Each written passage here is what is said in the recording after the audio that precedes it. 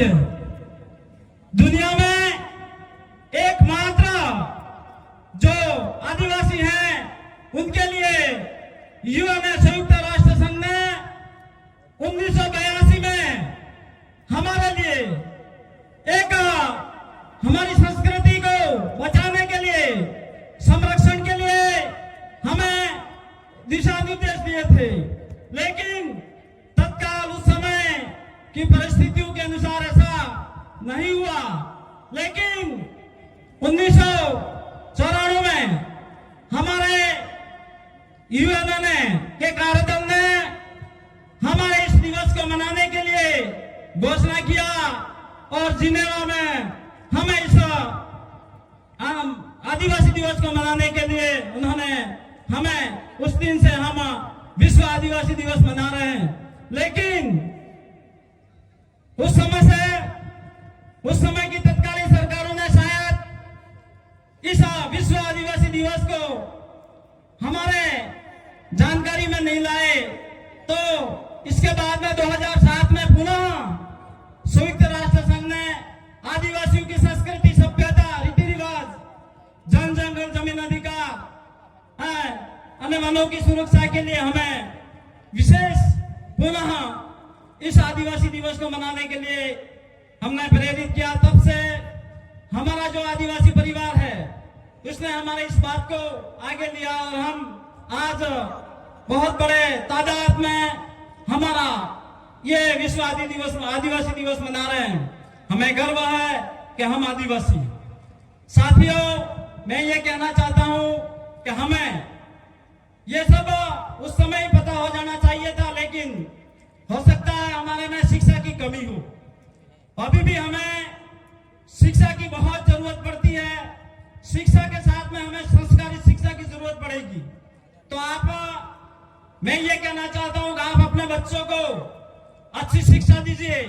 हो सकता है आपकी आर्थिक कंडीशन कमजोर हो, आप अपने घर में एक रोटी कम बने कम खा लीजिए, एक कपड़ा आपको कम पहनने के लिए आप कम पहनिए और आप बच्चों को अवश्य पढ़ाइए।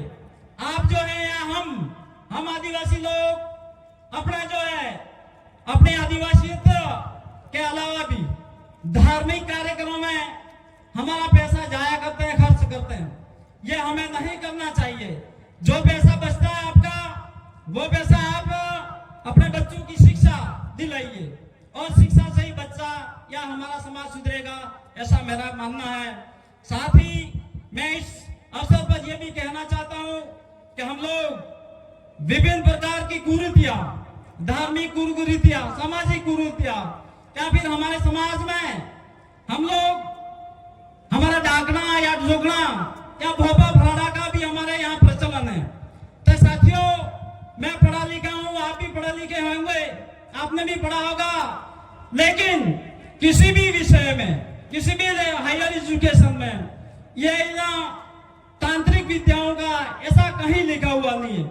इसलिए मैं नहीं मानता हूँ, आपको भी शायद नहीं मानना है, नहीं मानना चाहिए, क्योंकि हम लोग इसी में हमारा डाइवर्ट हो गए। हम बच्चों को शिक्षा नहीं दे पाते हैं, क्योंकि यदि कोई बीमार भी हो जाता है तो हम भोपा लाते हैं। तो भोपा वो ढूंढ के क्या कहता है, ये कहता है कि फलानी भाई ने किया है या फलाने भाई ने किया है, और उसके घर के पीछे में